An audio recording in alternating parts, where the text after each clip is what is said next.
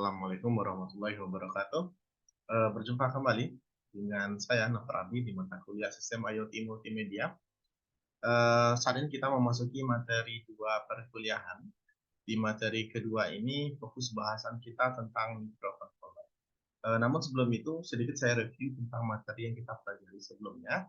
Di materi pertama kita telah membahas tentang dasar-dasar dari IoT. Di sana kita kenalkan IoT itu konsepnya seperti apa, kemudian arsitekturnya seperti apa. Nah, di arsitektur kita bahas pada materi sebelumnya, di sana terdapat yang namanya microcontroller ya, yang akan berfungsi sebagai untuk pengolahan data, ya, untuk data analisis yang kita lakukan. Nah, pada pertemuan ini kita akan bahas secara lebih mendetail dan secara tuntas tentang microcontroller dalam perspektif IoT, ya, implementasi spesifiknya di dalam IoT. Nah, adapun yang jadi tujuan pembelajaran kita pada materi kedua ini, yang pertama kita akan memahami konsep dari microcontroller itu sendiri, kemudian supaya kita dapat memahami peran dari microcontroller dalam IoT, spesifik ya, dalam IoT microcontroller itu perannya seperti apa. Kemudian untuk mengetahui keunggulan microcontroller dalam IoT, kenapa kok digunakan microcontroller, keunggulannya seperti apa, gitu ya. Kemudian memahami proses pengolahan data pada microcontroller. Nah, tadi saya singgung bahwa microcontroller digunakan untuk pengolahan data di dalam arsitektur IoT. Nah, kita akan singgung di sini. Kemudian kita juga akan mengetahui jenis-jenis microcontroller yang sering digunakan di dalam IoT. Oke, sekarang saya mulai untuk pengenalan microcontroller itu sendiri. Nah, sebelum saya masuk ke microcontroller, ada yang namanya microprosesor. Nah, microprosesor ini sendiri adalah sebuah chip atau kumpulan rangkaian elektronika digital, biasanya dalam bentuk satu terpingan, gitu ya, yang berfungsi sebagai pengontrol utama satu sistem. Nah, microcontroller ini merupakan gabungan dari microprosesor yang beserta unit pendukung lainnya. Jadi versi komplit dari microprosesor ya. Ada RAM-nya atau random access memorinya, ada ROM-nya, only memorinya, kemudian ada perangkat input output-nya, ada timer, dan ada lain-lain dan lain-lain. Misalnya contohnya di sini ada Arduino Uno. Nah, ini adalah contoh dari microcontroller. Nah, ini adalah contoh microprosesor seperti ini. Ini microprosesor yang versi lama ya, yang jadul.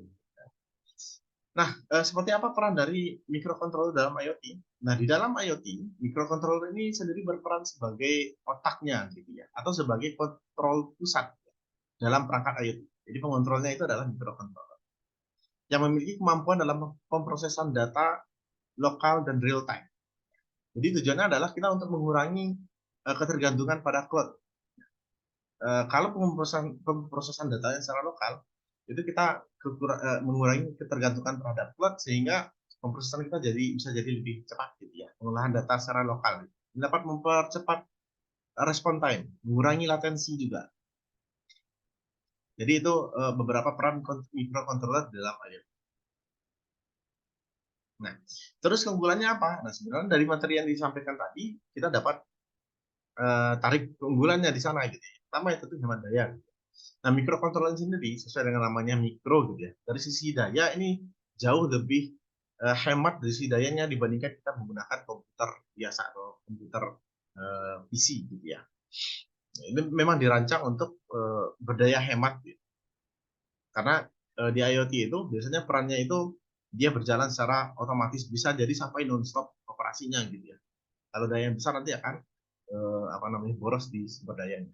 Kemudian yang kedua, ukurannya kecil. Nah, dibandingkan dengan kita menggunakan PC biasa yang ukurannya jauh lebih besar gitu ya. Microcontroller itu dia kecil ya, perangkatnya kecil, mudah untuk dipasang dimanapun, bahkan untuk di tempat-tempat yang sulit untuk dijangkau gitu ya, atau sulit untuk dititipkan benda-benda besar di sana, perangkat besar di sana. Maka perangkat IoT ini yang lebih mumpuni untuk dipasang, dan dia portable tentunya gitu ya. Kita ingin masang microcontroller misalnya untuk mendeteksi getaran gunung berapi gitu ya, kan jadi portable, kita taruh di sekitar gunung berapi. Kemudian biaya rendah. Nah, microcontroller ini relatif lebih murah dibandingkan dengan pemrosesan data. Kita pakai tool pemrosesan data yang advance ya, yang lebih canggih gitu. Atau menggunakan server yang mahal gitu. Microcontroller ini jauh lebih murah. Nah, misalnya kita gunakan Arduino Uno, itu harganya tidak terlalu mahal gitu ya. Atau kita gunakan MCU untuk yang sederhana, harganya juga murah dari sisi. Nah, untuk dalam komunikasi data, microcontroller ini mendukung berbagai bentuk komunikasi konektivitas IoT gitu ya. Salah satunya kita bisa gunakan Wi-Fi di dalam microcontroller gitu ya. Jadi bukan cuma di PC aja kita bisa pakai Wi-Fi, tapi di microcontroller juga sudah support terhadap Wi-Fi. Jadi ketika kita memproses datanya dalam microcontroller dan data yang kita kirim ke cloud itu bisa gitu, karena ada Wi-Fi-nya. Dan juga support Bluetooth. Nah, kalau misalnya komunikasinya perangkatnya dekat gitu ya, kita pakai Bluetooth aja ini bisa. Gitu ya. Jadi microcontroller juga support di Bluetooth. Ada juga Zigbee atau Z-Wave. Ini biasa yang dipakai di dalam smart home dan juga LoRaWAN. Ada LoRa dan ada LoRaWAN. LoRa itu long range, kalau LoRaWAN itu long range one, wide area network. Jadi komunikasi jarak jauh dengan daya yang rendah. Jadi support dengan microcontroller.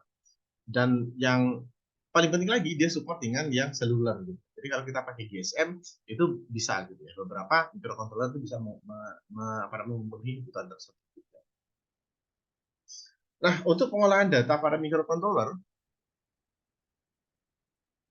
kalau kita bandingkan dengan PC biasa, ya, tentu microcontroller ini punya keterbatasan dalam pengolahan data. Ya, namun ini sesuai juga dengan fungsinya masing-masing gitu ya. Nah, biasanya untuk microcontroller yang kita taruh di lapangan itu pemrosesan datanya itu sifatnya adalah pemrosesan data sederhana, bukan data-data kompleks atau data-data besar gitu, sehingga dapat dihandle oleh si microcontroller itu sendiri. Gitu. Walaupun dibilang sederhana, tapi sebenarnya dari sisi ini sudah cukup ya. Dari sisi untuk data IoT itu sudah cukup. Di dalam microcontroller tersebut kita dapat memproses, kita bisa memfiltering data. Gitu. Kita bisa mengatur ambang batas. Gitu. Logika kontrol itu juga sudah bisa diatur di sana. Kemudian untuk pengiriman data melalui protokol komunikasi ini juga bisa dilakukan di microcontroller. Nah, misal contoh implementasinya seperti apa?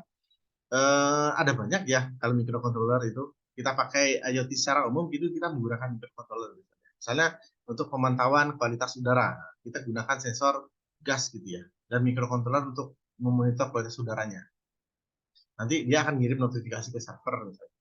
Atau di smart home itu kita juga bisa gunakan microcontroller irigasi otomatis itu juga seperti itu gitu ya. Menggunakan microcontroller dan sensor tanah untuk mengatur irigasi berdasarkan kelembaban tanahnya. Misalkan tanahnya nanti kering, nanti irigasinya naik, gitu ya. Kita alirkan airnya dan seterusnya gitu ya. Sistem keamanan rumah itu kita bisa kombinasikan microcontroller dan sensor gerak. Jadi kalau ada yang busuk, nah, itu bisa terdeteksi. Nah, ini adalah beberapa jenis microcontroller yang sering digunakan di IoT dan akan kita bahas selama perkuliahan ini gitu ya. Yang pertama itu yang paling sederhana dulu ada non-MCU SP8266 ya. Ini nanti akan kita praktekkan di sesi keempat ya. Sesi keempat nanti akan ada pembahasan tentang non-MCU. Keempat dan kelima dan seterusnya ya. Nah, ini adalah non-MCU. Ini kalau kita untuk perangkatnya sendiri ini sangat kecil sekali ya. Perangkatnya itu kecil sekali, cuman selebaran 3 jari saja gitu ya. Di sini ada spesifikasi dari Note MCU itu sendiri. Kalau dilihat dari spesifikasinya, ini sudah lengkap sekali. Kita bisa pakai ini ya, untuk praktikum dan pembelajaran yang akan kita lakukan. Di sini Anda bisa lihat ada beberapa port di sini. Ada beberapa mulai dari port GP1, GPIO 10 ini adalah port untuk apa namanya input outputnya ya. Di sini juga ada groundnya. Untuk voltnya ada tegangan juga ada portnya. Nanti akan ada materi khusus tentang penggunaan NodeMCU ini sendiri. Yang akan disampaikan seterusnya. Kemudian karena ini sifatnya mirip seperti karena ini mikroprosesor gitu ya. Di sana itu ada RAM-nya. Ini sudah punya RAM. Walaupun kapasitasnya kecil, tapi RAM-nya ini cukup dan mumpuni untuk pemrosesan data dari perangkat IoT yang kita butuhkan gitu, sistem IoT yang kita butuhkan. Ada juga antenanya gitu ya. Ada analog input pin-nya. Ada input voltage-nya juga ada. Semua lengkap seperti ini. Ya. Dan juga yang terpenting dan MCU ini dia open source ya. Jadi kita bisa kustomisasi. Nah, kemudian yang kedua, ini ada namanya Arduino Uno. Ini juga salah satu perangkat yang akan kita banyak gunakan selama perkuliahan ini, Arduino Uno. Ini salah satu microcontroller berbasis datasheet Atmega 328. Ini juga sifatnya open. Ini salah satu microcontroller yang paling banyak digunakan karena selain dia powerful, apa namanya, fungsinya lengkap gitu ya. Dia punya port lengkap gitu ya. Bahkan punya power source sendiri untuk inputnya gitu ya. Dan juga lebih dari itu kita punya editor IDE yang mumpuni ya, sangat mudah untuk digunakan. Mudah digunakan ini namanya Arduino IDE. Nanti juga akan ada materi khusus mengenai ini gitu ya, yang akan kita bahas di pertemuan selanjutnya. Nah, kemudian yang terakhir yang akan kita gunakan sama pertemuan ini itu adalah Raspberry Pi. Raspberry Pi ini disebut juga dengan mini PC. Ya, karena fungsinya memang sudah seperti komputer. Ya. Jadi ukurannya sangat kecil ya, sekecil kartu ATM, kecil sekali gitu ya. Ini bisa digunakan untuk, kenapa disebut mini PC? Karena ini bisa digunakan untuk menjalankan beberapa aplikasi. Gitu. Anda buka Microsoft Word di sini pun bisa. Ya. Nanti dicolokkan, kita bisa booting masuk ke Raspberry-nya, kita bisa install aplikasi. Nah, itu kira-kira yang akan kita pakai selama praktikum di sini. Ya. Nah, masing-masing dari perangkat IoT ini sendiri, itu mereka perangkat microcontroller ini, itu mereka support terhadap eh, apa namanya, komunikasi data yang kita gunakan tadi ya, ada Zigbee, ada WiFi, semuanya sudah support di sini, bisa lihat di sini. Kemudian ini juga support terhadap apa namanya, penggunaan berbagai macam jenis sensor, baik sensor ataupun aktuator nanti yang bisa kita komunikasikan di sini. Mau kita mau pakai sensor suhu misalnya atau yang lain, ini bisa kita gunakan di sini. Yang jelas perannya adalah ketika kita pasang sensor di lapangan, sensor tersebut bisa kita kirimkan melalui microcontroller ini untuk diolah secara lokal di sana, baru nanti hasilnya bisa kita kirimkan ke cloud. Jadi ngolahnya itu tidak di cloud, ya kita ngolahnya di mini PC atau di dalam microcontroller yang kita punya. Kemudian setelah itu baru kita kirimkan ke perangkat kita. Itu salah satu opsi ya, yang bisa kita lakukan dalam perancangan IoT. Walaupun sebenarnya kita bisa juga gunakan opsi yang lain, tapi itu salah satu opsi untuk menghemat daya dan menghemat sumber daya lainnya gitu ya, dalam mengoptimalkan dan mengefisienkan sistem IoT yang akan kita bangun. Ya. Oke, nah dari bahasan tadi dapat kita simpulkan bahwa microcontroller itu sebenarnya adalah perangkat atau otaknya dari sistem IoT yang akan kita bangun. Karena itu nanti akan diproses data secara lokal sebelum dikirimkan ke cloud dan ditransferkan langsung ke sisi klien si pengguna, baru diberikan aksi dia. Atau aksinya dari di dalam apa namanya, microcontroller ini sendiri. Nanti kalau misalnya terdetek apa, Anda pasang sensor suhu misalnya gitu, ketika suhunya melewati ambang batas, nanti AC-nya akan turun. Itu Anda bisa setting langsung ke microcontroller ini sendiri seperti itu. Kemudian di microcontroller ini sendiri, ini jenisnya ada 3 yang akan kita bahas selama perkuliahan ini ya. Mulai dari non-MCU yang ada tadi, MCU SP8266, dan ada juga Arduino Uno, kemudian ada Raspberry Pi. Yang mana masing-masing perangkat ini punya keunggulannya masing-masing gitu ya. Dan mereka support terhadap komunikasi data, pengiriman data, pemrosesan data, dan Oke, nah itu saja yang jadi bahasan kita selama di pertemuan 2 ini. Pekan depan kita akan lanjut bahasannya lebih detail tentang sensor dan aktuator. Ini adalah data referensi yang saya gunakan di pertemuan ini.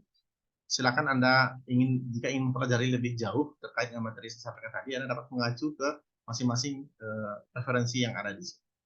Nah, kemudian seperti biasa di pertemuan kedua ini juga ada tugas untuk memperdalam pemahaman Anda terkait dengan sistem IoT multimedia yang berhubungan dengan microcontroller. Silakan dikerjakan dan silakan nanti dikumpulkan, akan disediakan dan disampaikan lagi nanti mengenai tempat submit tugasnya. Ya. Oke, saya rasa itu saja. Terima kasih banyak. Sampai ketemu di materi selanjutnya. Assalamualaikum warahmatullahi wabarakatuh.